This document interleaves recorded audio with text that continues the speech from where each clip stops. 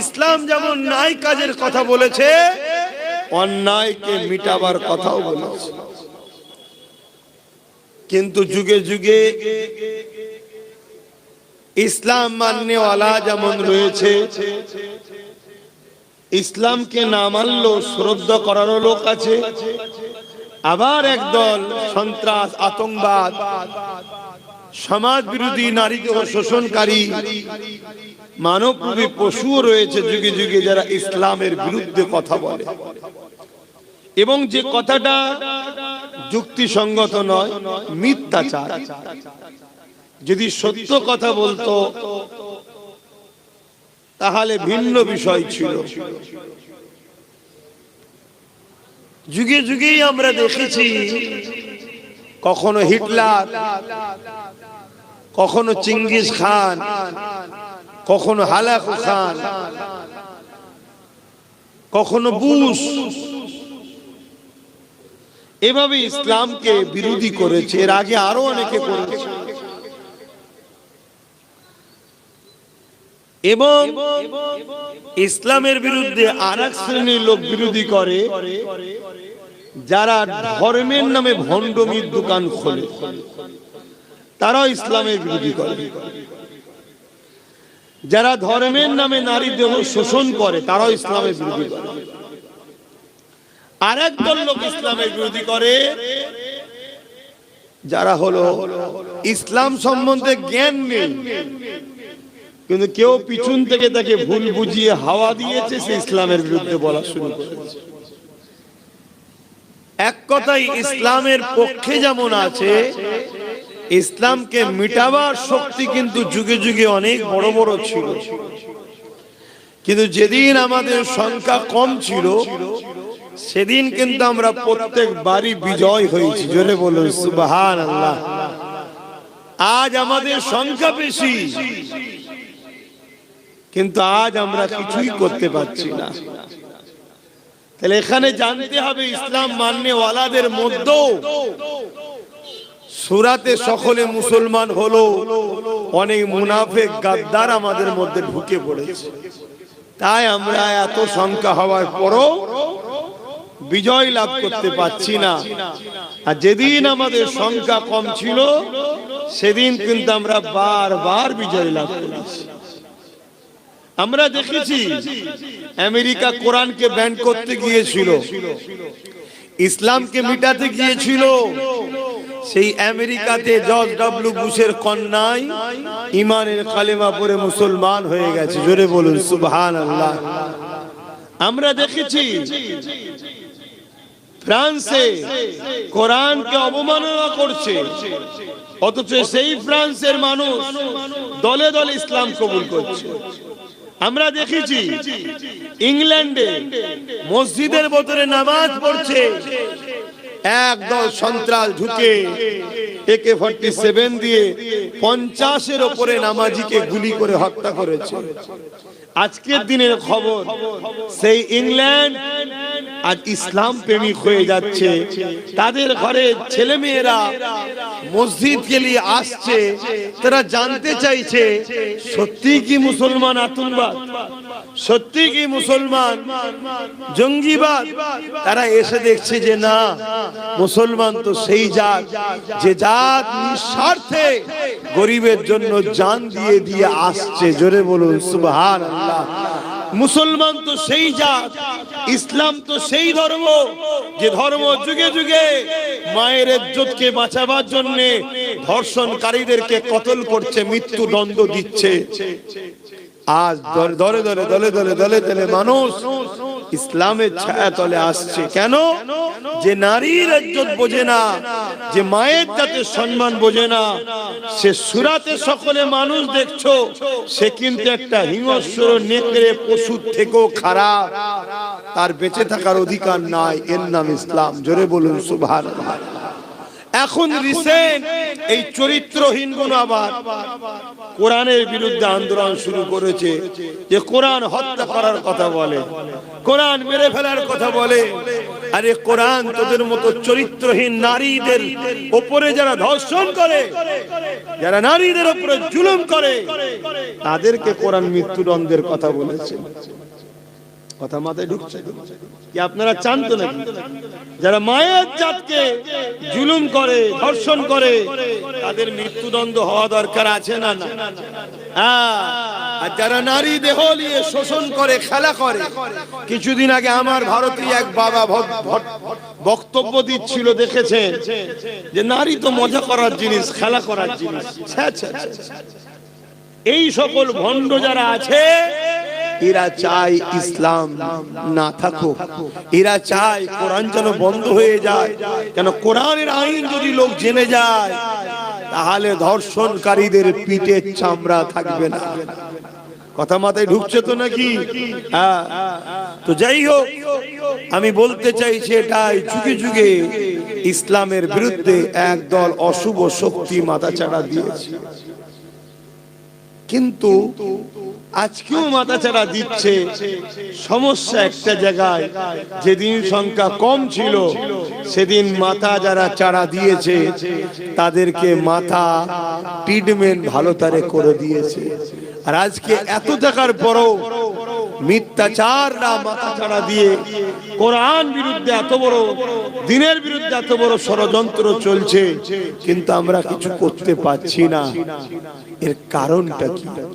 প্রথম কারণ হচ্ছে আমাদের ঈমান দুর্বল হয়েছে, আমাদের ঈমান দুর্বল হয়েছে। দ্বিতীয় নম্বর কারণ, আমাদের মধ্যে মুনাফিক গাদ্দার ঢুকে গেছে। ইসলাম কখনো কোনো ধর্মের উপরে আঘাত দেয়নি, কখনো আমার রাসূল পাক সাল্লাল্লাহু আলাইহি ওয়াসাল্লাম কোন ধর্মের বিরুদ্ধে লড়াই করেন। আমার নবী যতবার লড়াই করেছে, জালিমদের বিরুদ্ধে লড়াই করেছে। আপনারা কি জালিমদের পক্ষে নাকি? কথা বলুন। আমার নবী যতবার লড়াই করেছে, এতিম, গরিব, অসহায়, বিধবা, নারী, পুরুষ, মুসলিম যারা, তাদের পক্ষে দাঁড়িয়ে জালিমদের বিরুদ্ধে আমার রাসূল লড়াই করেছে। জালিমদের বিরুদ্ধে লড়াইয়ের দরকার আছে না? না। এবার জালিমরা যদি আন্দোলন শুরু করে, মুহাম্মদ রাসূলের দ্বীন চলবে না, চলবে না। কেন? জালিমদের বড় ভয় হচ্ছে, আজও যদি মুসলমান সেই ঐক্য একতার মধ্যে এসে যায়, তাহলে আমাদের জুলুমের সাম্রাজ্য মিটে যাবে। যেমন ফেরাউনের মিটেছিল, এজিদের মিটেছিল, সাদ্দাদের মিটেছিল, আজকে হিটলারের মিটেছিল, চিঙ্গিস খান, হালাকু খানের মিটেছে। এরা আজও আতঙ্কে আছে। এই আতঙ্কে এরা কোরআন নিয়ে, ইসলাম নিয়ে নানা রকম মিথ্যাচার করছে। কখনো আমার 5 মিনিটের আজানের বিরোধী করেছে না করেন? আমরা কি করেছি? হই হই হই হই করে 15-20 দিন চিল্লে আবার ঘুমিয়ে পড়ি। যে আজানের বিরোধী করলো সে নিজে আরো ফেমাস হয়ে গেল। কেন? তারা তো দেখছে আমার তো কিছু ঝুলিতে নেই, যার পক্ষে গেলে আমি ফেমাস হব। চলো মুসলমানদের আজানের বিরোধী করি, ও তো আমি ফেমাস হয়ে যাব। বলুন আলহামদুলিল্লাহ। আমার আজান কত নিয়ামত দেখুন। পক্ষে থাকলে তো ফেমাস হয়, বিরোধী করলেও দুনিয়া থেকে চিনে লাই, তবে একটু শয়তান হিসাবে চেনে, কিন্তু চেনে। তারপরে কিছুদিন পরে দেখুন আমার হিজাবের বিরোধী হলো, 3 তালাকের বিরোধী হলো। তারপরে তালাক নিয়ে কত মিথ্যাচার, কত অপব্যাখ্যা। মূর্খগুলো যারা স্কুলে ঠিকভাবে পা দেয় না, তারা তালাক নিয়ে নানা রকম ব্যাখ্যা করছে। তারপরে দেখুন হিজাব পরে স্কুলে গেলে তার উপরে বাধা, একটার পর একটা। তারপরে দেখুন হঠাৎ করে ওয়াকফ কালা কানুন তৈরি হয়ে গেল। তারপরে দেখুন সরকারি পদে বসে আজ রাজ্য সরকার বলছে কোরআন শেষ হয়ে যাবে, আর উন্নতি শেষ হবে না, কোরআনের বিরুদ্ধে বলল। তারপরে দেখুন বোল্ডুজার দিয়ে মাদ্রাসা ভাঙছে, মসজিদ ভাঙছে, ঈদগাহ ভাঙছে।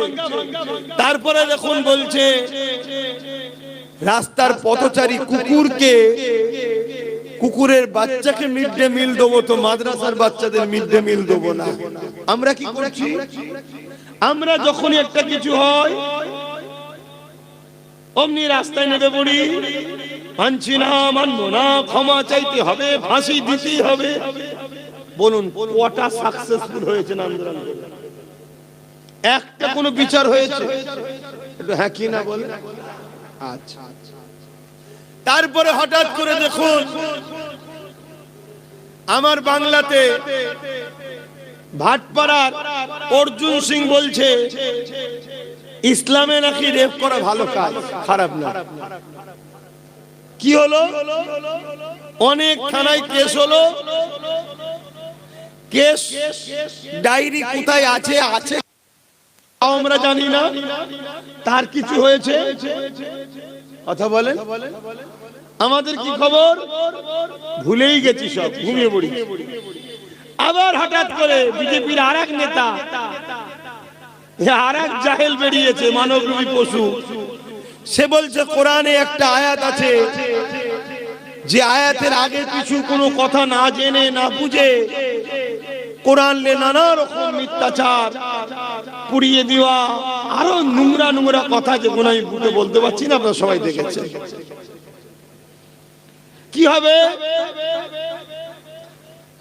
আমরা কেস করব, তাও কেস করবে কারা? যারা দুর্বল, যারা শাসকের মন্ত্রী, শাসকের ক্ষমতায় আছে, মুসলমান নেতা, তারা কেউ কেস করবে মনে হয়? করবে না। আর দোষ তো ওদের না, দোষ তো আমাদের। কেন আমাদের কেন? তো 500 টাকায় কেনে, তাহলে আমার বিপদে সাথ দেবে কেন? দোষ তো আমাদের। যাক, তবু একটা এমএলএ ছিল একটু পাওয়ারফুল রাজনীতির লাইনে, নওশাদ কেস করেছে। বাকি আমরা হয়তো সরল প্রাণ লোকগুলো কেস করব কিছুদিন ধরে, হই হই হই হই, তারপরে শীতের সময় কম্বলে ঢুকে পড়বো। আবার একজন কোন মানবরূপী পশু বেরোবে, কিছুদিন পরে আবার একটা কিছু বলবে, আবার হই হই হই। কি হচ্ছে আমাদের? এর কারণ কি? এর কারণ একটাই, আমাদের হাত খালি, ওদের হাতে সব। ওরা দেখে নিয়েছে আমার বাপও বসে আছে দেশের মাথায়, আমার বোন আছে রাজ্যের মাথায়, আমার কিছু করতে পারবে না। শুনছেন তো নাকি? আর আমরা যত যাই করি, যতই থানায় কেস দিই, হাত দিই, যাই করি, কিচ্ছু হচ্ছে না। আল্লাহ আমাদেরকে ছাড় দিয়েছে, ছেড়ে দেয়, আমাদেরকে কিন্তু কৈফিয়ত দিতে হবে।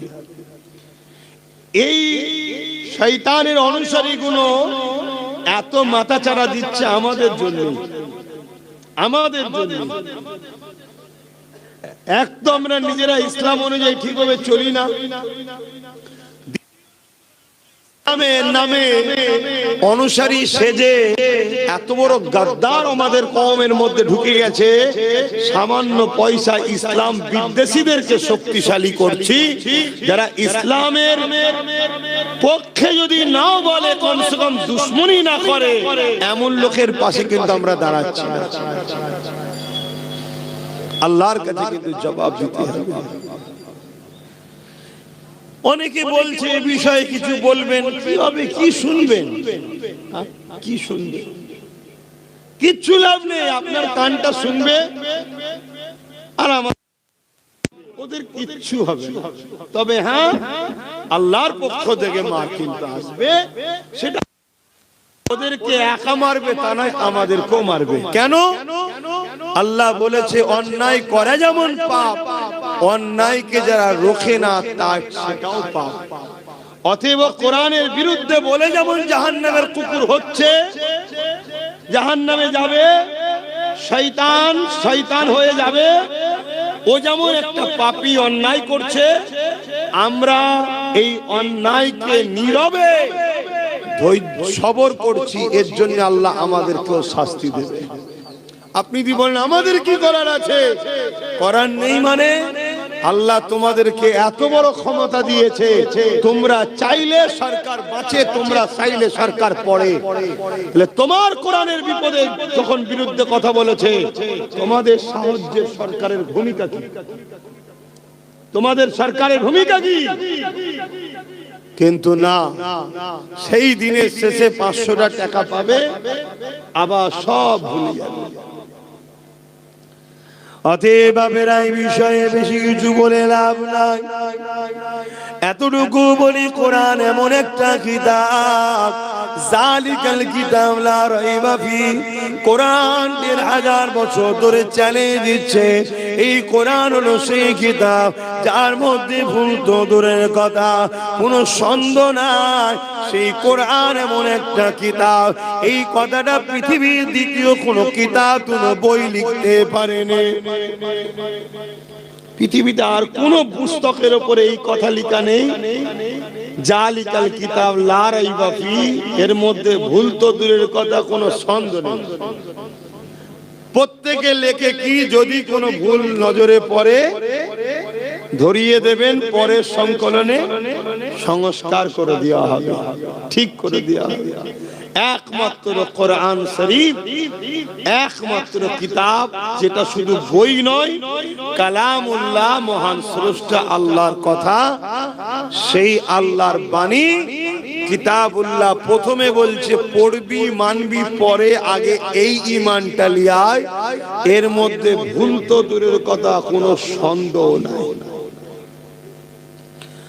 1500 বছর ধরে কোরআন শরীফ মক্কার মুশরিক জালিমরা যখন বলেছিল এই কোরআন তো মানুষের রচনা, মানুষ লিখেছে, ওই সময় আল্লাহ পাক বলেছিলেন, তোমাদের যদি সন্দেহ হয় কোরআনের উপরে, তাহলে পুরো কোরআনের নাই একটা কোরআন লিখে তোমরা তো দেখাতে পারবে না। আল্লাহ বললেন, কোরআনের নাই একটা ছোট্ট সূরা তোমরা তৈরি করে দেখাও। আজকে কোন যদি মানবরূপী পশু বলে এই কোরআন মানুষ লিখেছে, মানুষের বাণী, মানুষের কথা, তাহলে তাকেও তো এই চ্যালেঞ্জটা অ্যাকসেপ্ট করা দরকার। এই কোরআনের নাই পুরো কোরআন তো দূরের কথা, কোরআনের নাই একটা ছোট্ট সূরা লিখে দেখাও, কোরআনের নাই একটা ছোট্ট সূরা বানিয়ে দেখাও। এ যুবকেরা 1500 বছর ধরে পুরো দুনিয়া জুড়ে কোরআনের মোকাবেলা করার জন্য আমেরিকা থেকে শুরু করে ইংল্যান্ড, ব্রিটেন থেকে শুরু করে কোটি কোটি ডলার টাকা খরচ করে এই কোরআনের ভুল বার করার জন্য চেষ্টা করছে। কেউ 27 বছর, কেউ 30 বছর, কেউ 35 বছর এই কোরআনের রিসার্চ করতে করতে করতে ওই রিসার্চকারীরা বলতে লেগেছে, একটা ভুল পেয়েছি, ওটা কোরআনের মধ্যে নয়, ওটা আমার মধ্যে ভুল পেয়েছি। এই ভুল হলো এটা, কোরআনকে না মেনে দূরে আছে। কোরআন কোনো মানুষের কথা নয়, কোরআন হলো মহান স্রষ্টার বাণী। তাই তারাও দলে দলে ঈমানের কলেমা পড়ে কোরআনকে গাইড বুক হিসাবে মেনে নিচ্ছে।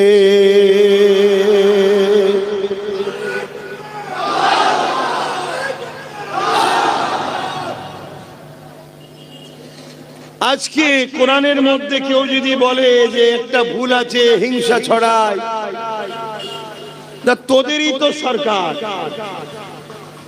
প্রধানমন্ত্রী তো তোদের, স্বরাষ্ট্রমন্ত্রী তো তোদের, কোরআনের আয়াতটার বিরুদ্ধে সুপ্রিম কোর্টে কেস কর, আর তোরাই তো আমেরিকাকে আব্বাজান বলে মানিস। আমেরিকা যখন রাষ্ট্রসংঘের মাথায় বসে আছে, দরকার রাষ্ট্রসংঘকেও বল, বলে কোরআনের ওই আয়াতটার বিরুদ্ধে মামলা করে এটাকে শুনছেন তো নাকি? কিন্তু এরা এই ডিবেটে যাবে না। কেন জানে?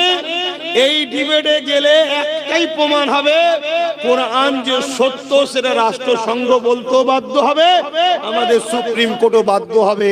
তখন দেখা যাবে এই খবর পুরো দুনিয়াতে ছড়িয়ে যাচ্ছে, হিতে বিপরীত হয়ে যাবে, লোক কোরআনের প্রেমিক হয়ে যাবে। জোরে বলুন সুবহানাল্লাহ। এই ডিবেটে যাবে না। গায়ে জোর আছে, মিডিয়ার সামনে ভক ভক ভক ভক ভক ভক করে পাগলের মতো বলে ফেললো। কিন্তু দুঃখের বিষয়, এই পাগলগুলো পাগলামি করার সাহস পাচ্ছে। আমি আবার বলছি, আমাদের দোষে, এর জন্য দোষী আমরা। আজকে যে কোরআন অপমান হচ্ছে, এর জন্য সম্পূর্ণ দোষী মুসলিম উম্মাহ আমরা। আল্লাহ আমাদেরকে যে কাজে পাঠিয়েছে সে কাজ না করে আমরা দুনিয়াদার নেতাদের চাটুকারি করে পা চেটে বেড়াচ্ছি। আল্লাহ আমাদেরকে পাঠিয়েছে এই জমিনের উপরে প্রতিনিধিত্ব করার জন্য। আল্লাহ এই জমিনে আমাদেরকে খলিফা করে পাঠিয়েছে, এই জমিনের অন্যায়কে মিটাবার জন্য পাঠিয়েছে। এই জমিনের উপরে দুর্নীতি, চুরি, ডাকাতি, খুন, রেপ, নেশা, ক্ষতিগ্রস্ত জিনিসগুলোকে বন্ধ করে এই জমিনকে সাম্য, শান্তি, ন্যায়, সত্য, ইনসাফ, ইনসানিয়াত প্রতিষ্ঠিত করার জন্য আল্লাহ আমাদেরকে এই জমিনে পাঠিয়েছে। আমরা সে কাজ করিনি। কোরআন তার গাওয়া দিচ্ছে, কুনতুম খায়রা উম্মাতিন উখরিজাত লিন-নাস তা'মুরুনা বিল মা'রুফ ওয়া তানহাউনা আনিল মুনকার। আল্লাহ আমাদেরকে দুটো কাজ দিয়েছে, অন্যায় করো না, অন্যায়কে মিটাও, ন্যায় করো, ন্যায়কে প্রতিষ্ঠিত করো। এই দুটো কাজ আল্লাহ আমাদের দিয়েছে, আমরা করিনি। এইজন্য আজকে এত সমস্যা। যতদিন এই দুনিয়া জমিনে সাহাবা হুজুরদের থেকে নিয়ে, ইমাম মুস্তাহিদ ফুকাহা থেকে নিয়ে এই জমিনের উপরে মানবতার পক্ষে, ইনসাফের পক্ষে, ইনসানিয়াতের পক্ষে, গরিব দুঃখীদের পক্ষে, এতিমদের পক্ষে, বিধবাদের পক্ষে এ নওজওয়ানেরা আমরা লড়াই করেছি। ততদিন এই জমিনের উপরে আল্লাহ আমাদেরকে ইজ্জতওয়ালা করে রেখেছিল। এই জমিনের উপরে আল্লাহ আমাদেরকে শানওয়ালা করে রেখেছিল। এই জমিনের উপরে আল্লাহ প্রতিনিধিত্ব আমাদেরকে দিয়েছিল। কিন্তু যেদিন থেকে আমরা কোরআনের বিরুদ্ধে চলে গিয়ে আমরাই বেইনসাফি করছি, আমরাই জালিমের দলে মিশে গেছি, আমরাই শারাফির দলে মিশে গেছি, আমরাই চরিত্রহীনদের সঙ্গে দল করছি, সেই দিন থেকে আল্লাহ ওই জালিম, চরিত্রহীন, সমাজ বিরোধী, নারীদের শোষণকারীদের আল্লাহ পাক আমাদেরকে তাদের পায়ে জুতো বানিয়ে দিয়েছে। দেখো আমাদের অবস্থা কোথায় এখন। কি ওয়াজ শুনছেন তো? ঘুমিয়ে বললেন না, অসুবিধা তাহলে ভুলের মাসুল দেখুন আমাদের অবস্থা কি বলে। যাদের হয়ে চাটুকারিতা করছি তারাই আমাদের মসজিদের দুশমন। যাদের হয়ে বুথ দখল করেছি তারাই আমার অখাবের দুশমনদের সাথে হাত মিলিয়ে দিল। কি কথা মিলছে তো নাকি? যাদের হয়ে ভাই ভাই মারপিট করেছি, নিজের কওমের মেয়ের নামে, বেটির নামে, মায়ের নামে মিথ্যাচার ছড়িয়েছি, নিজের কওমের ভাইয়ের ঘর ভেঙেছি, নিজের কওমের ভাইয়ের দোকানকে নষ্ট করেছি, যে বেঈমান মুশরিকগুলোর জন্য আজকে দেখুন তারাই আমাদের দুশমন হয়ে দাঁড়িয়ে গেছে। আমরা জলসা করতে গেলে তারা বলে হবে না, আমরা আমার গ্রামে আমার পয়সায় কাজ করব বলবে হবে না, আমি আমার জায়গায় মসজিদকে বড় করব বলবে হবে না, আমি আমার পয়সায় মাদ্রাসা করব বলবে হবে না, আমি আমার পয়সায় দিন করব তাও বলবে হবে না। তোদের কমিটি কমিটির ছেলে কমিটি এই লোকটা উঠলো কি করে? এবার বয়স্ক মানুষ, আমি কিছু বলবো এখানে এতগুলো ক্যামেরা হচ্ছে, ওগুলো দেখে তো হুজুরের ছেলে অপমান করছে। আরে আল্লাহ ও রসুলের কথার বীজখানে কারো কথা চলে না, কথা মাথায় ঢুকছে না, ঢুকে না। তো ও সাদা মাটা লোক নাই, বেচারি বোঝে না। তোমাদের তো কমিটির মানুষের তো খেয়াল রাখা দরকার। ও ঘন ঘন আসা হয়ে গেছে না? ঠিক আছে, সামনে বছর যেও, সামনে বছরে তোমাদের তো খেয়াল রাখা দরকার। এই তাতগুলো সব ক্যামেরা রেডি বসে, এই তো কেউ কেটে ছাড়বে। এই দেখো তোমাদের পীরের আওলাদের মনে কত অহংকার, কত মিজাজ দেখো, এটা অহংকার মিজাজের ব্যাপার নয়। আল্লাহ ও রসুলের কথার বীজখানে অন্য কেউ এলে, বাপ মা এলেও তার কথা চলে না। কথা বুঝে আসছে না? তো সেই জ্ঞান বিবেক বুদ্ধি তোমাদের নেই। এইটা তো কমিটিকে খেয়াল রাখতে। কি কথা বলছিলাম ভুলে গেল, বলেন কি কথা বলছিলাম?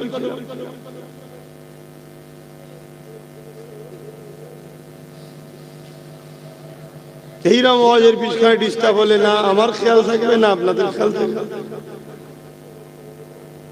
আমার তো ধিক্কার লাগছে জলসা মাহফিল করা, কিন্তু ভালোবাসার মানুষগুলো এমন ভাবে টানাটানি করে দাওয়াত দিয়ে ফেলি, কিন্তু ধিক্কার লাগছে জলসা মাহফিল। সেই মহব্বত নেই, সেই আদব নেই, সেই ভক্তি নেই। আর ওই একতরফা বলা হচ্ছে, একতরফা শুনছে, কাজের কি হচ্ছে কিছু বুঝাই যাচ্ছে।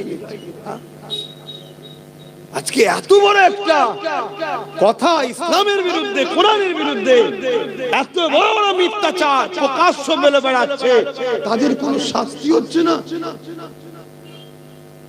তাহলে মুসলমান, কাল তোমাকে আমাকে যখন কতল করবে মনে হয় শাস্তি হবে? তোমার আমার দাম কি কোরআনের থেকে বেশি?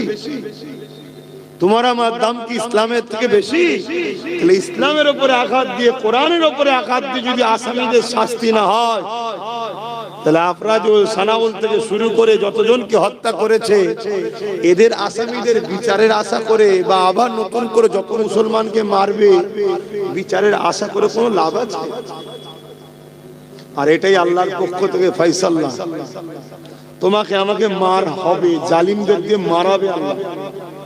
কেন? তুমি আমি আল্লাহ ও রসুল ছেড়ে যাদের প্রাধান্য বেশি দেব, সূরা বাকারাতে আল্লাহ বলছে আমি আল্লাহ তাদের হাতেই তোমাদেরকে মিটাবো।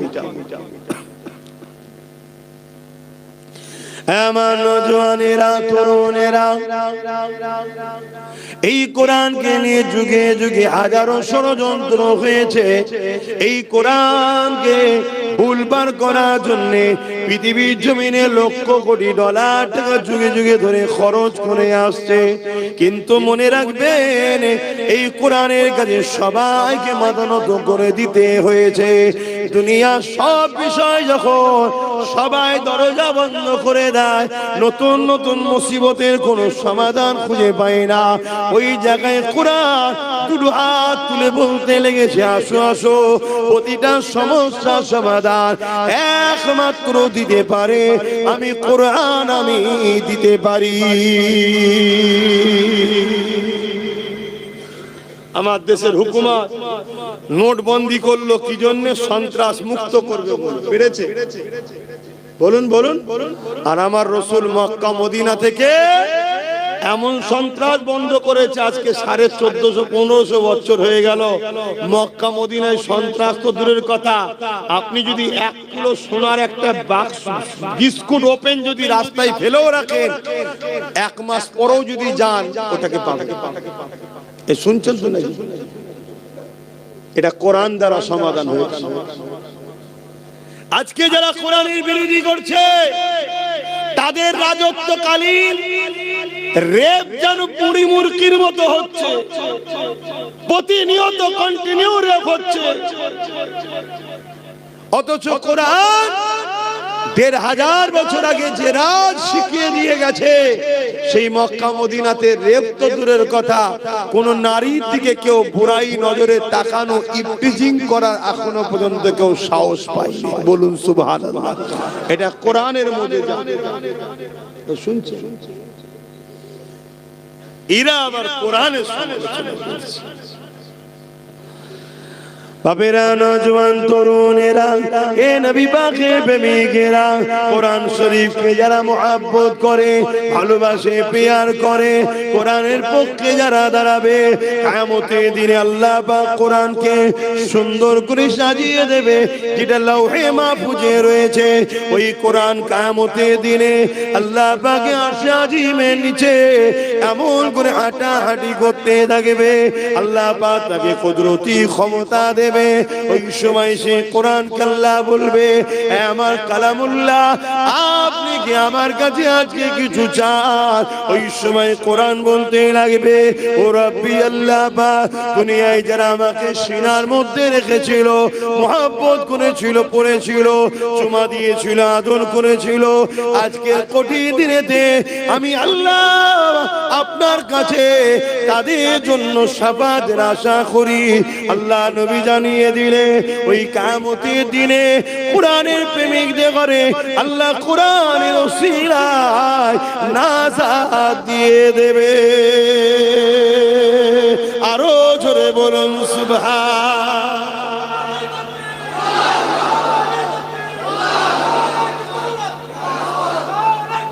আল্লাহ, তাহলে সেই কোরআনের পক্ষে আমাদের দাঁড়াতে হবে না হবে না? এটা আল্লাহর পরীক্ষা। আল্লাহ কোরআনের হেফাজত করবে, কোরআনের দুশমনের বিচার আল্লাহ করবে, কিন্তু আমরা কোরআনের পক্ষে না দুশমনের পক্ষে? কোরআনের যদি পক্ষে হও তাহলে প্রত্যেকটা গ্রামের পক্ষ থেকে গণস্বাক্ষর করে কোরআনের বিরুদ্ধে যে মিথ্যাচার করেছে তার বিরুদ্ধে নিজ এলাকা থানাতে ডায়েরি কেস করা দরকার আছে না? এটা প্রথম স্টেপ। কমসে কম যে ক্ষমতাটা এখন আছে সেটা প্রয়োগ করো। পাশাপাশি এই কেস করার পর রাজ্য প্রশাসন যদি এই সন্ত্রাসবাদীর বিরুদ্ধে ব্যবস্থা না নেয় তাহলে প্রতিটা গ্রাম থেকে উচিত এই রাজ্য সরকারকে ফেলে দিয়ে এমন সরকার আনা দরকার যে কোরআন মানে না তার বিষয়, কমসে কম কোরআন ও বা কোন ধর্মের বিরুদ্ধে বাংলায় যেন কোনো কেউ মতনৈক্য করতে না পারে, করলে যেন তার বিরুদ্ধে আইন তৈরি করে। যেমন কেরল সহ তামিলনাড়ু সহ বিভিন্ন জায়গায়, কর্ণাটক বিভিন্ন জায়গায় আইন তৈরি হচ্ছে, কোন ধর্মের বিরুদ্ধে কেউ কথা বললে তাকে সঙ্গে সঙ্গে জেল দেওয়া হবে, ফাইন করা হবে। এরকম একটা আইন হওয়া দরকার আছে না নাই? তবে আমায় যদি বিশ্বাস করো, আল্লাহ যদি কখনো আমার ভাইকে ক্ষমতায় নিয়ে আসে, আমি তাকে বলবো আইনটা কর। কেন? গণতান্ত্রিক দেশে আইনটা হওয়া অবশ্যই দরকার। কেন? এই দেশের খাঁচা ধাঁচাকে বাঁচাতে গেলে এই আইন হওয়া দরকার, শুধু কোরআন নয়। আমার কাছে যেমন কোরআন প্রিয়, অন্য ধর্মগ্রন্থ তার কাছে প্রিয় হতে পারে না? পারে না। তাই কারো বিরুদ্ধে, কোন ধর্মগ্রন্থের বিরুদ্ধে কেউ বললে, কোন ধর্মগুরুর বিরুদ্ধে কেউ বললে তার বিরুদ্ধে আইনত ব্যবস্থা, মামলা হওয়া দরকার। সংবিধানে আছে কিন্তু সরকার লাগু করছে না। কেন? সরকারও ভেতরে ভেতরে কোরআনের বিরুদ্ধে। কেন? সরকারও বলেছিল কোরআন মিটে যাবে, আমার উন্নয়ন মিটবে না। তাহলে যদি আমরা কোরআনের পক্ষে হই তাহলে এই দুটো প্রমাণ আমাদেরকে দেয়া দরকার আছে না? না। প্রথম কথা, প্রত্যেকটা গ্রামবাসী, গ্রামের মানুষ বসে হেডিং তৈরি করে, যে থানার অধ্যুষিত এলাকায় আপনারা আছেন, এবং গণস্বাক্ষর হাজার হাজার মা বোনেদের স্বাক্ষর করে জমা দেন, এবং তাতে লেখা থাকবে অবিলম্বে যদি রাজ্য সরকার উপযুক্ত ব্যবস্থা না নেয় তাহলে আমরা আগামী দিন ব্যবস্থা নিতে বাধ্য হব। কথা বুঝে আসছে? এভাবে যদি বাংলার প্রত্যেকটা গ্রাম থেকে জমা পড়ে, এখানে দুটো দেখার বিষয় আছে। একটা হলো আমরা এত সংখ্যা হওয়ার পরও আইন আমাদের হাতে না থাকার দরুন সংখ্যাতে কোনো পাওয়ার আছে না নেই, এটাও বোঝা যাবে। দ্বিতীয় নম্বর কথা, তোমার চাপে পড়ে হলো, ইচ্ছা না থাকলেও তোমার চাপেতে কোরআনের দুশমনকে তুমি যদি জেল ঢুকাতে পারো, হতে পারে আল্লাহ তোমাকে গণতান্ত্রিক দেশে এটাই আর নাজাতের ওসিলা করতে পারে। জোরে বলুন সুবহানাল্লাহ। কেন? এটা সর্বধর্মের দেশ। এখানে আমরা সংবিধান বিরোধী কোনো কাজ করতে তো পারি না, ঠিক না বেটা? কেন? এটা আমার ইসলাম ইজাজত দেয় না যে দেশকে ভালোবাসবো, সেই দেশের আইনকে মান্যতা দিতে হবে। এটাকে মাথায় রাখা দরকার আছে। কিন্তু এটা না করে অনেক ছেলে আবার আছে এটাকে নিয়ে দোষ করেছে একজন, আর এমন কোন কাজ করবে, সাজা ভোগ করবে নিরীহ লোক, ওটাও কিন্তু কোরআনের পক্ষে দাঁড়িয়ে কোরআনের বিরোধী করা হয়ে গেল।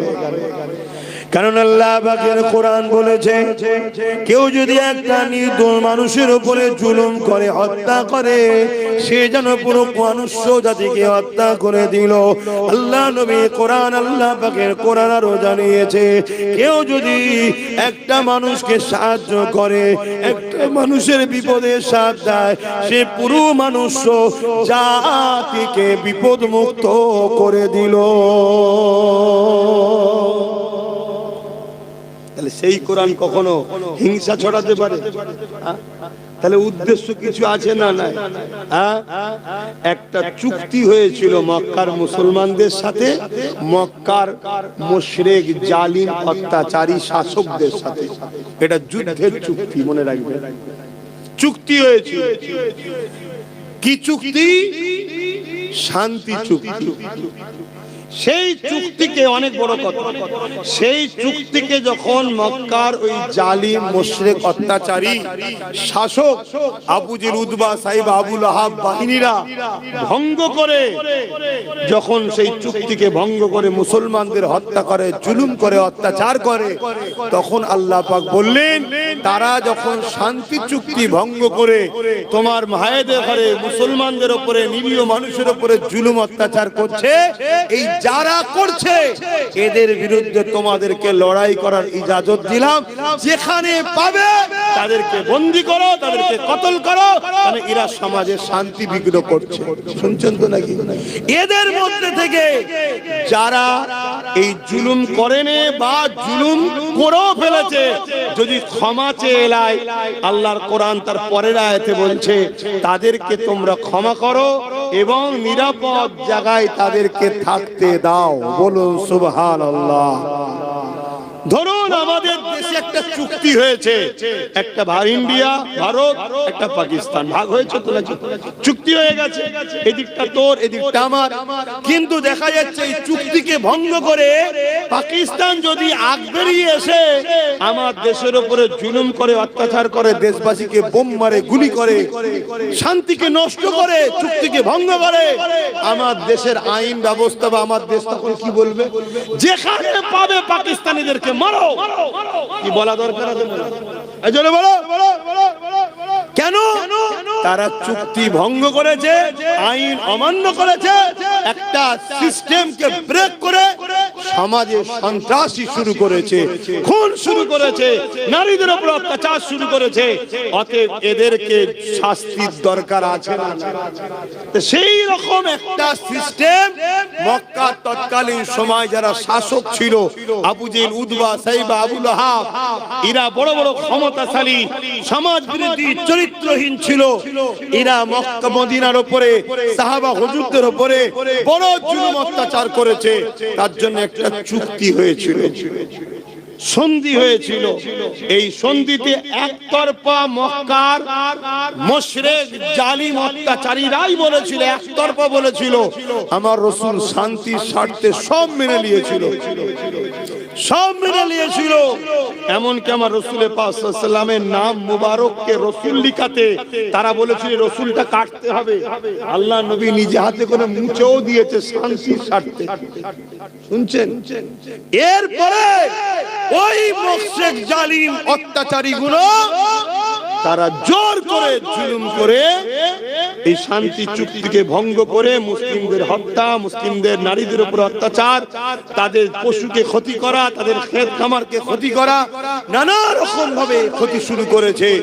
আল্লাহ পাক তখন বললেন 4 মাস যে যুদ্ধের মাস নিষেধ আছে, যখন পার হয়ে যাবে, এরা যখন জুলুম করছে, অতএব এদেরকে উপযুক্ত শিক্ষা দিবার ইজাজত তোমাদেরকে দিলাম। কথা বুঝে আসছে না? আজকে যেমন এইটা যদি হওয়ার দরুন, জালিমকে বিরুদ্ধে লড়াই করার দরুন, সন্ত্রাসদের বিরুদ্ধে লড়াই করা যদি কোন একটা ধর্ম বা ধর্মগ্রন্থের উপরে কেউ আঘাত দেয়, আর এটা মূলত বাংলাদেশে একটা আমার গায়ের ইসলাম ভাইকে কিছু লোক পিটিয়ে মেরে আগুন দিয়ে পুড়িয়ে দিয়েছে, দেখেছেন তো? দেখেছেন? আচ্ছা, এই কাজটাকে আপনারা কেউ সাপোর্ট করেন? এই মেরে দেওয়া পুরানো ইসলাম ইজাজত আছে? ইসলামে তো পুরানোই হারাম। ইসলামে যদি কারো কার্টুন তৈরি করে পোড়া, ওটাও ইসলামে নিষেধ। এই যে আমরা আন্দোলন করতে গিয়ে অনেক সময় বিভিন্ন নেতাদের কার্টুন তৈরি করে পোড়াই না, ওটাও ইসলাম বিরোধী। কিন্তু আবেগে করে ফেলে অনেক, ওটাও কিন্তু ইসলাম বিরুদ্ধে। কেন ইসলাম পুরানোর পক্ষে নয়? কেন এই চেহারাটাকে আল্লাহ বড় সুন্দর করে বানিয়েছে, ইসলাম ইজাজত দেয়নি। কিন্তু আমার প্রশ্ন হচ্ছে, বাংলাদেশে আমার এক ভাইকে হত্যা করা হয়েছে, পুরানো হয়েছে, এটা নিন্দনীয়, এটা অন্যায় কাজ। যারা করেছে সমাজ বিরোধী, তারা জঙ্গি সন্ত্রাস যাই বলবে, তাদের সর্বোচ্চ শাস্তি আমি মনে করি মৃত্যুদণ্ড দেওয়া দরকার। কিন্তু বাংলাদেশের আইন কি করবে, তার দেশের আভ্যন্তরীণ ব্যাপার তারা জানে। কথা বুঝে আসছে না? কিন্তু এইটা হওয়ার দরুন যদি কোরআন দোষী হয়ে যায়, কেন ওখানে নাকি মুসলমানরা মেরেছে বা নরের তাকবীর আল্লাহু আকবার দিয়েছে, এই কারণে ইসলাম ও কোরআন যদি দোষী হয়, তাহলে আমার ভারতবর্ষে আফরাজুলকে জ্যান্ত মানুষটাকে আগুন দিয়ে পুড়িয়েছিল যারা, তারা তো হিন্দু সমাজের, তারা জয় শ্রীরাম বলে। এরকম অহরহ আমার দেশে হচ্ছে না, হয়নি? জয় শ্রীরাম বলে বলে পিটিয়ে পিটিয়ে মারছে না, মারে না, খুন করছে না, করে না। তার জন্য কি তাহলে আমরা মুসলমান বলবো যে রাম জঙ্গি ছিল? এই বলবো? এই বলবে তোমরা? না, বলা যাবে না। কেন? একটাকে অন্যায় করার জন্য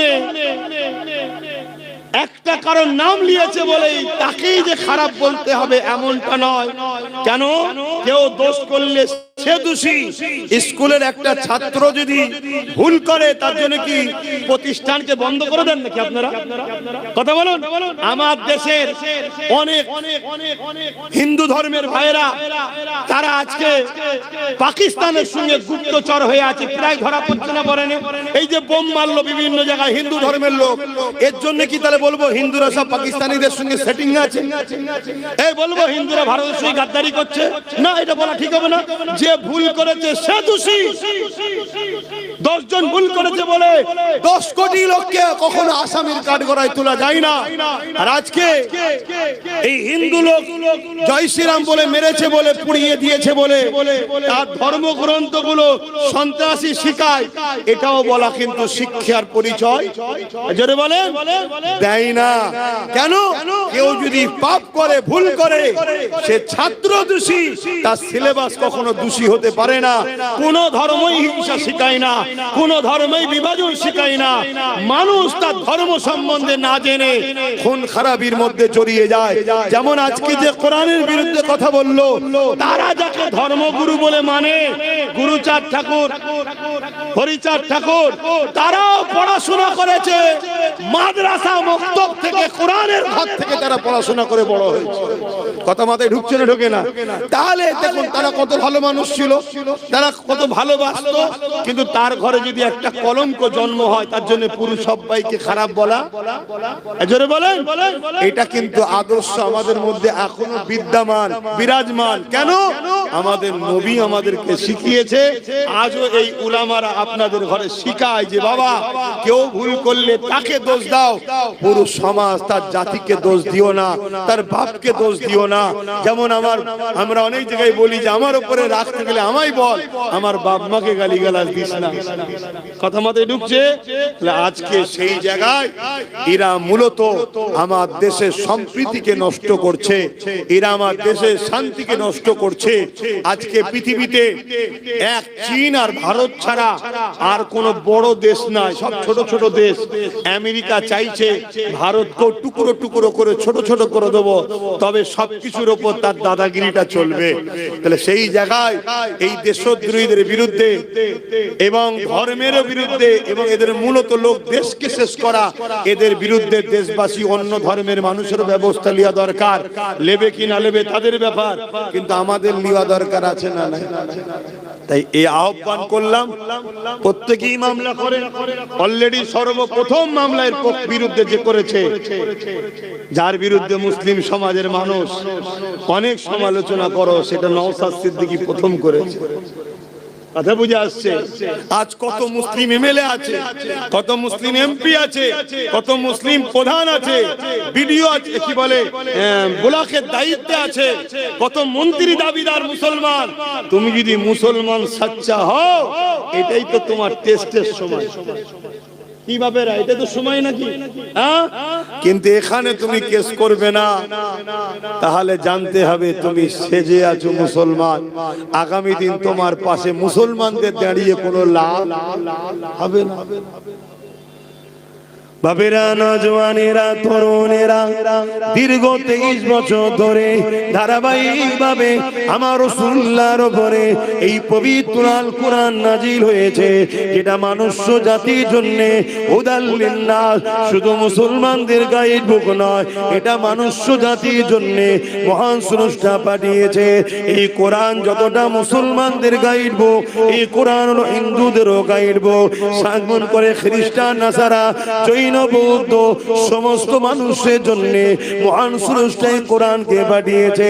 এই কোরআন হলো হুদাল লিন্নাস। এই কোরআন মানুষকে অন্যায় এবং সত্যের পার্থক্য বোঝায়। এই কোরআন মানুষকে ইহদিনাস সিরাতুল মুস্তাকিম, সঠিক সরল রাস্তা দেখায়। এই কোরআন মানুষকে নাজাতের রাস্তা দেখায়। এই কোরআন মানুষকে বিপদ থেকে বাঁচায়। এই কোরআন মানুষকে ন্যায় সত্য রাস্তা দেখায়।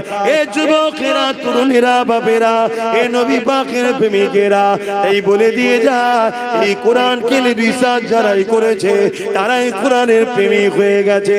আজকে সেই কোরআন আমার বাংলায় অবমাননা হবে, আর বাংলা 4.5 কোটির উপরে মুসলমান, আমরা খামোশ ভাবে এটাকে মেনে নেব, আইনের আওতায় যাব না, এর বিরুদ্ধে লড়বো না, এমন করে চুপচাপ হয়ে রয়ে যাব। মনে রেখে দিও, আল্লাহর পক্ষ থেকে জালিমের উপরে তোমার আসবে, তোমার আমার উপরও কিন্তু শাস্তি আসবে। এই মনে রেখে দিও, যে সরকার বলেছিল বিজেপির হাত থেকে বাঁচার জন্য আমাকে সাপোর্ট করো, আজ যখন বিজেপির কোন নেতা ইসলামের উপরে আঘাত দেয়, কোরআনের উপরে মিথ্যাচার করে, তোমার আমার উচিত তো সেই সরকারকে চাপ দেওয়া, অবিলম্বে তুমি একে বন্দী করো। যদি না বন্দী করো, দ্বিতীয়বার আর তোমার কথাকে গুরুত্ব দেবো না। ঠিক তো নাকি? এটাই তো সুযোগ। কিন্তু মনে হয় তোমাদের সাথ দেবে, হ্যাঁ? কিন্তু আমার একটা কথা মনে হয় কি জানেন, আমি বিগত দিন দেখেছি, খুব যখন চাপে পড়ে যায়, ধরতে যত না দেরি করে, জামিন হতে তাতে তাড়াতাড়ি হয়ে যায়। এরকম হালকা কেস দেওয়া ছেড়ে ওঠে। এই কথা বুঝে আসছে না? নাই কিন্তু আমাদের ডিউটি আছে না নাই চাপ দিবা? হ্যাঁ, দিতে হয়।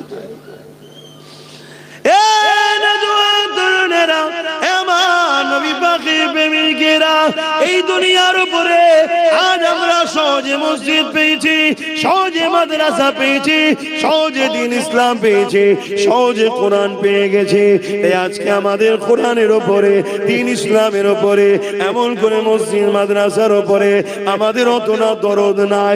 এই মুসলমানের ঘরে ছেলেরা যেভাবে বেঈমান নেতাদের জন্য লড়াই করছে, যেভাবে বেঈমান নেতাদের পিছনে সময় দিচ্ছে, তার থেকে যদি 1% এই মুসলমানের ঘরের ছেলে আল্লাহর ঘরে সময় দিত, দ্বীনের জন্য সময় দিত, কোরআনের প্রেমে সময় দিত, রাসূলুল্লাহ জিন্দেগি জীবন নিলে সময় দিত, মনে রেখে দেখ, এই মুসলমান ঘরের ছেলেরে আল্লাহ তোমাকে দুনিয়া তো শানওয়ালা করে দিত, আখিরাত আল্লাহ তোমার জন্য জান্নাত নসিব করে দিত।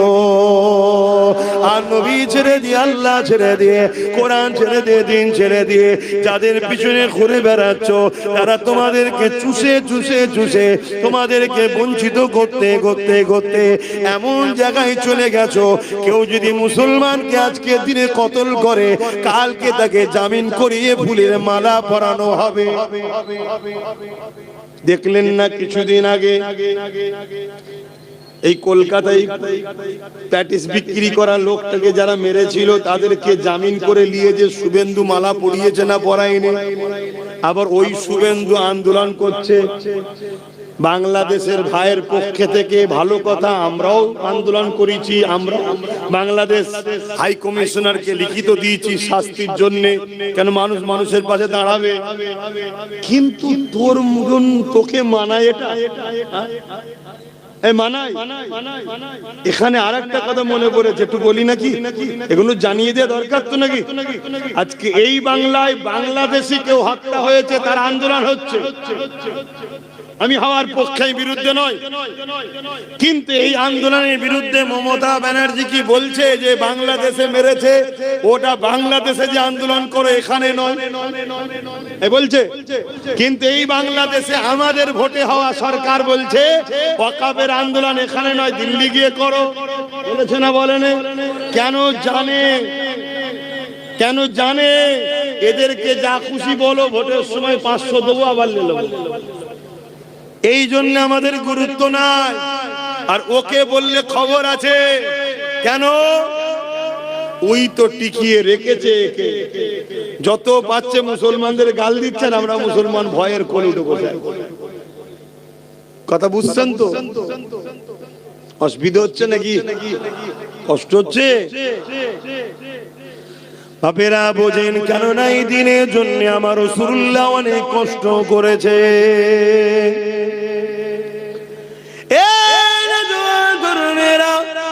আল্লাহ নবী যখন 1500 বছর আগে 570 খ্রিস্টাব্দে মক্কা জমিনে যখন নবী আমার আগমন করলে, আল্লাহ নবী বড় হতে লাগলে, বড় হয়ে দেখতে লাগলেন মক্কার বাপগুলো নিজের মেয়েগুলোকে জেন্ত পুঁতে দিতে লেগেছে। আল্লাহ নবী বড় ব্যথিত হতে লেগেছে, নবী আমার বড় কষ্ট পেতে লেগেছে। মক্কা জমিনে ছেলেরা নিজেদের মায়ের সঙ্গে নোংরা কাজ করতে লেগেছে। এ যুবকেরা, তরুণেরা, শাম থেকে শুরু করে, পারস্য থেকে শুরু করে, রোম থেকে শুরু করে, এইভাবে নারীদেরকে অবজ্ঞা করা হতে লেগেছে। এইভাবে জমিনের উপরে সন্ত্রাসবাদীদের দাবদাবা বেজে গেছে, অন্যায় অত্যাচার স্টিম লড়া চলতে লেগেছে। এই দুনিয়ার গরিব দুঃখী অসহায়গুলো বাজারে আলু পটলের মতো বিক্রি হতে লেগেছে। যাদেরকে ধনীরা খরিদ করে নিয়ে যে তাদের উপরে অমানবিক অত্যাচার করছে, তাদেরকে হত্যা পর্যন্ত করতে লেগেছে। এই দৃশ্য দেখে আল্লাহ নবী বড় ব্যথিত হতে লাগলো। 40 বছর বয়স হয়ে গেল, আমার আল্লাহ পাক নবী পাকের উপরে ওহী নাজিল করে দিলে, নবী আমার দ্বীনের প্রচার শুরু করে দিলে, মানুষকে ন্যায়ের দিকে ডাকতে লাগলে, নারীদের অধিকারের জন্য কথা বলতে লাগলে, নারী হত্যা বন্ধ করার কথা বলতে লাগলে, গরিবদেরকে অধিকার দিবার কথা বলতে লাগলে। মানুষ কখনো মানুষের প্রভু হবে না, মানুষ কখনো মানুষের কিদদাতি হবে না, মানুষকে আজানের কথা আল্লাহ নবী বলতে লাগলে। এই জমিনের উপরে একদল লোক আছে, ক্ষমতার জোরে মানুষের প্রভু হয়ে থাকতে চায়। তারা দেখতে লেগেছে মুহাম্মদ রাসূলুল্লাহকে কি করে রুখা যায়। যদি না রুখা যায়, মুহাম্মদ রাসূল ইনসাফের কথা বলে, ইনসানিয়াতের কথা বলে, গরিবের পক্ষে কথা বলে, নারীর অধিকারের কথা বলে, মানবতার কথা বলে, মানুষ কখনো মানুষের কিদদাতি হবে না, এই কথা মুহাম্মদ রাসূল বলে। তাই তারা আমার নবী পাককে রোকার জন্য, এ যুবকেরা, তরুণেরা, আল্লাহ নবীর উপরে অনেক অত্যাচার করেছে। কাবার সামনে নবী দ্বীনের মেসেজ দিচ্ছিল, আবু জেহেল এসে আমার নবী পাকের গায়ে হাত পর্যন্ত তুলে দিয়েছে। হে নবীর উম্মতেরা, একবারও কি তোমার দিল কাঁদে না? তোমার রাসূলের দ্বীনের জন্য তোমার কি মন একবারও কাঁদে না? যে রাসূলুল্লাহ তোমার আমার কাছে 3টে জিনিস রেখে গেল। প্রথম নম্বর হলো কিতাবুল্লাহ, আল্লাহ পাকের কোরআন। দ্বিতীয় নম্বর হলো সুন্নাতে রাসূলি, আমি রাসূল আমার সুন্নাত। 3 নম্বর হলো আহলে বাইতি, আমি নবী আমার খানদান। কিয়ামত পর্যন্ত এই 3টেকে যারা মুহাব্বতের সঙ্গে মজবুত করে ধরবে, দুনিয়া তো অসুবিধা হবে না, আখিরাতও চিন্তা থাকবে না।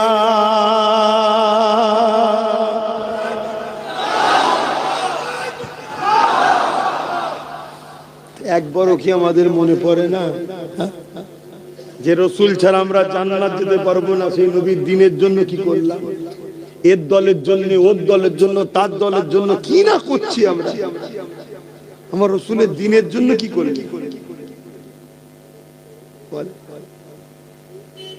তো ভাবেন, যদি না আজ ভাবেন আল্লাহ ছাড় দিতে, ছেড়ে তো দেয়নি, কাল কিন্তু কঠিন বিপদে পড়বেন, কিয়ামতে কঠিন বিপদে পড়বেন। এবং দুনিয়ায় এত কিছু হচ্ছে দেখে শিখছেন না? প্যালেস্টাইনে কি হলো, সুদানে কি হলো, ইরাকে কি হলো, লিবাননে কি হলো, চাসনিয়ায় কি হলো, বসনিয়ায় কি হলো, আমার দেশে কি হচ্ছে দেখছেন না? দিনকে দিন বেড়েই চলেছে, বেড়েই চলেছে। এখনো সময় আছে, এখনো সময় আছে। কোন ধর্মের বিরুদ্ধে আমাদের লড়াই নয়, আমাদের লড়াই মানবতার পক্ষে, সন্ত্রাসবাদদের বিরুদ্ধে। এই লড়াইয়ের দরকার আছে না নাই? এই লড়াই তো কোরআন করতে বলেছে, এই লড়াই তো করা আমাদের জন্য ফরজ। নামাজ যেমন ফরজ, ঠিক তেমনি মানবতার পক্ষে, ইনসাফের পক্ষে, ইনসানিয়তের পক্ষে লড়াই করো। আর জঙ্গিবাদ, সন্ত্রাসবাদ, মানবরূপী পশুদের বিরুদ্ধে লড়াই করো। এটা আমাদের জন্য দায়িত্ব আল্লাহ দিয়েছে না দেয়নি? জানেন দিনটাকে আমরা দিনকে মসজিদের মধ্যে সীমাবদ্ধ করে দিয়েছি, মাদ্রাসার মধ্যে সীমাবদ্ধ করে দিয়েছি। আমরা সব ছেড়ে দিয়ে বসে আছি। যাকাত তুলেছে, মাদ্রাসা বানিয়েছে। একবারও ভাবেনে যে আমাদের আইএস, আইপিএস, জজ, ডিএম এর জন্য স্কুল কলেজে দরকার ছিল? এটা ভাবেন। শুধু যাকাত তুলেছে আর মাদ্রাসা বানিয়েছে। অথচ যাকাতের টাকা মাদ্রাসায় হয় না। যাকাতের টাকায় মাদ্রাসা, জোরে বলুন, এতিমখানা হয়, যেখানে সম্পূর্ণ এতিম থাকবে, তাদের থাকার জন্য ঘর হয়, আর এতিমদের পড়াশোনার জন্য যাকাত দেওয়া যায়। কেন? মাদ্রাসা গরিব নয়। মাদ্রাসা, এই রাসূল গরিব নাকি? রাসূলের যাকাত চলে, যাকাত মসজিদে চলে, তাহলে মাদ্রাসাতেও চলে না। এগুলো তো জানি না। হ্যাঁ, ওই মাদ্রাসায় 10টা এতিম আছে, দিবার সময় বলে দিতে হবে এতিমদেরকে থাকা, খাওয়া, পড়াশোনার জন্য আমি খরচ দিলাম। কথা মাথায় ঢুকছে? যেখানে এতিমরা থাকে, এতিমদের থাকার ঘর করা যাবে। খুব বোঝে। তাহলে আমাদের উচিত ছিল না স্কুল কলেজ করা? আইএস, আইপিএস, ডব্লিউবিএস এর জজ, ডিএম, বিডিও, আমাদের রাজনীতির নেতা তৈরি করা দরকার ছিল না? ছিল না? করেছে। এখনো সময় আছে, ভাবেন, এখনো সময় আছে। ছেলেগুলোকে পড়া, সবাইকে মৌলী সাহেব করবো এই স্বপ্ন যাবেন না। সবাই যদি মৌলী সাহেব হয়, মসজিদ একটা আর গ্রামে হাফেজ 10টা, মৌলী সাহেব 10টা, ও মসজিদের ভেতরে ঢুকে গুতুগুতি হবে। যদি ঠিকও পড়ায় তাও লোক মারবে, কেন? ওকে তাড়াতে পারলে আমার চান্স। হাফেজ হওয়ার পরেও যদি তুরস্কের প্রেসিডেন্ট দেশ চালাতে পারে, আমার বাচ্চাকে হাফেজ করব, আমার শখ করুন, কিন্তু পাশাপাশি কেন আমার বাচ্চাকে ডাক্তার বানাতে পারবে না? অপারেশন করার সময় কোরআন পড়বে। শুনছেন তো নাকি? কেন আমার বাচ্চাকে আইপিএস, আইএস, জজ, ডিএম, ভিডিও বানাতে পারবো না? আমার বাচ্চা ডিউটি করবে, কোরআন পড়বে। কথা কিছু মাথায় ঢুকছে না? ঢোকে না? আমাকে বেকার মনে হচ্ছে? বড্ড বেশি বকছি না? এই বছরটা বকে নিয়ে আর কি করবে? ভালো লাগছে? খুব ভয়ানক সময় আসছে, বিশাল যুদ্ধ হবে আগামী দিন। তোমাদের তো খেয়ালই নাই। তৈরি হচ্ছে কি গো? আমি ভয় খাওয়া ছেলে না, ক্যামেরার সামনেই বলছি, বিশাল বড় যুদ্ধ হবে। তৈরি হচ্ছে তোমরা? তৈরি হও, তৈরি হও। আর এই তৈরি হওয়াতে যা হতে হয় সব হতে হবে। কিন্তু একটা আমার পক্ষ থেকে দাওয়াত দিয়া রইল, সেটা হলো এটাই, ছেলেগুলোকে না খেয়ে হলো শিক্ষিত করো। আইএস, আইপিএস, জজ, ডিএম এর লাইনে ঢুকাও। বারবার বলে যাচ্ছি, এই যুদ্ধ কিন্তু বিরাট ভয়ানক যুদ্ধ হবে। ভাবো, যদি ভাবার হয় ভাবো, না ভাবার হয় তুমি তোমার ঘরে যেয়ে খাবে, আমি আমার ঘরে চলে যাচ্ছি, আল্লাহ ভরসা। দেখা যাক কোন একটা জায়গায় কেউ বাপের মতো, কেউ ভাইয়ের মতো আপনারা, তাই বুঝাচ্ছি। দেখো না চারিদিকে কি হচ্ছে, খেয়াল করে দেখো। একটা লোক ইনসাফের জন্য গিয়ে ইনসাফ পাচ্ছে? যা কার কথা বেরিয়ে লাভ নেই, নামাজ পড়তে হবে, 8টায় নামাজ হবে। তার আগে একটু সালাম দিয়ে নি, ইয়া নবী সালাম।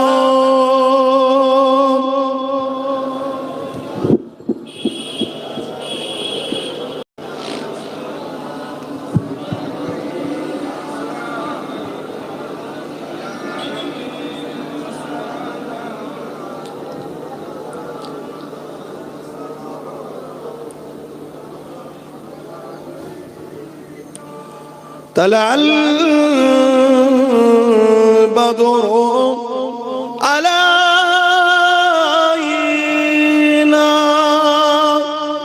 من شنيات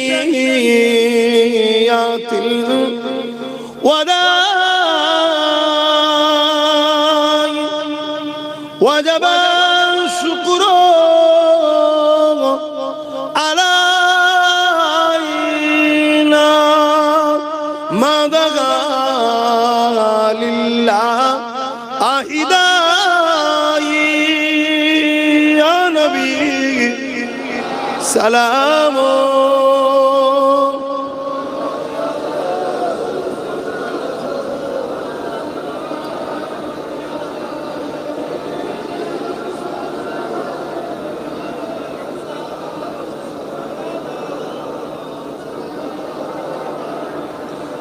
জিবরাইল দিলে যে আওয়াজ খুলে দাও আসমানের দুয়ার,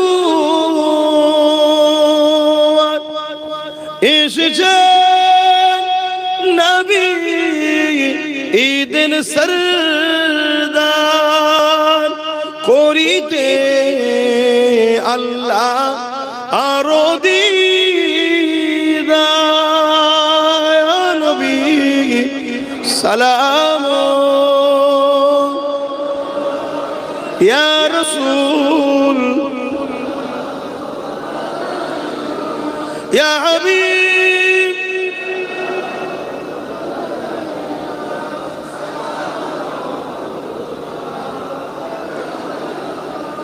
পড়িল আল্লাহ আরো বাণী, পোহালো দুঃখে রজনী, হইল জগৎ অনুরানী, আমিনার নয়নের মনি ইয়া নবী সালাম ইয়া রাসূল ইয়া হাবিব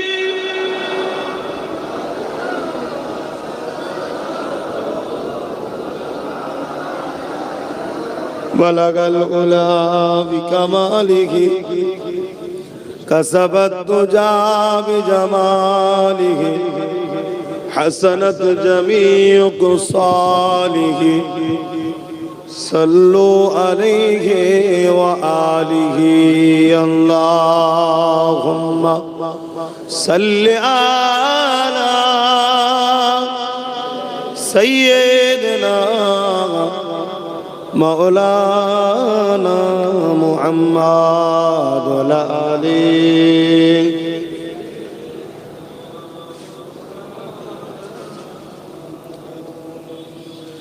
দেখি নাই তোমারে কোনদিন,